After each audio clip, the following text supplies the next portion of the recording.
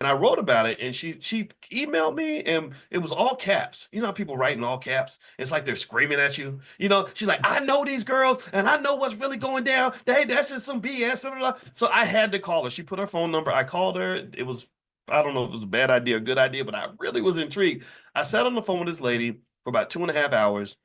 And I did not even say hardly a word. I didn't say hardly anything. I just listened to her talk because the story was so fascinating. It blew my mind. And so, what she said, according to her story, is she said, oh, I know that girl. She said they have this little gang. It was like three of them. They were very young, like 15, 17, and 19.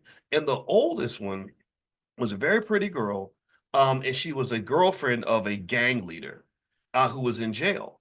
And I said, well, how do you, and she's telling me all this deep inside information. I'm like, well, how do you know all this? Are you a criminal too? Like, what are you? And what she said was, she said, I'm a butt doctor. I work for a butt doctor. I said, what? What did you say? She said, I work for a butt doctor. I said, what? She said she worked for this doctor in Brazil that would come and give butt injections to the strippers. That's what she, so I'm talking to this lady who works for the butt doctor, and we're on the phone, and she's just giving me this crazy fascinating story. So of course I was like, tell me more, this is really interesting. So she's telling me that these three girls had this little gang, and she said the oldest girl was her boyfriend was a big drug dealer who was in jail, and she said they're in love, so they kind of see it's each other like a Bonnie and Clyde type thing. And she said the reason she knew the girl was because the girl looks really sweet and innocent, and she thought she was just a troubled youth that kind of needed a role model. She said, so I moved her in my house.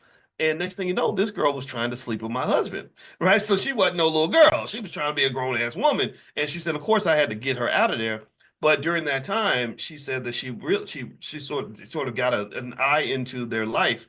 And so what would happen is that the boyfriend in prison would tell his girlfriend, hey, this guy I want to kill, he goes to this barber shop, and here's what I want you to do. I want you to show up, I want you to look sexy, and I want you to get him to think that he's gonna get some, you know what, get him back to the hotel room, and I'll get some people in there that will come in and take him out. And that was how they would kill people. And it made me think about just some of the things you have to do in order to protect yourself in terms of dealing with the fact that there are people that will exploit a vulnerability that you have.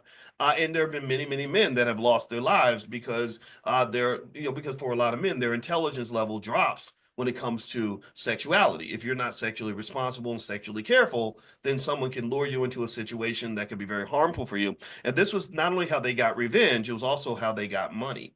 So one of the things that they would do to get money, so this is what makes it a money conversation. I want to make sure you don't think I'm just talking about strippers and butt doctors for nothing. All right. So anyway, so what they would do is they would study the different rappers and athletes, and they knew which ones like to, just love the ladies, like to just mix it up with any pretty girl that came along. So they would figure out, what they like to talk about, and where they were going to be, and they would show up and looking all good and everything with fake IDs and stuff in case you asked them if they were of age or whatever. And the 19-year-old didn't need one, but the other two did. And they would get the man back to the hotel room, and then they would give him a date rape drug. They would give him like the Diddy drug, right? So men are not the only ones who've used these things. It's been women too. Cardi B talks about this.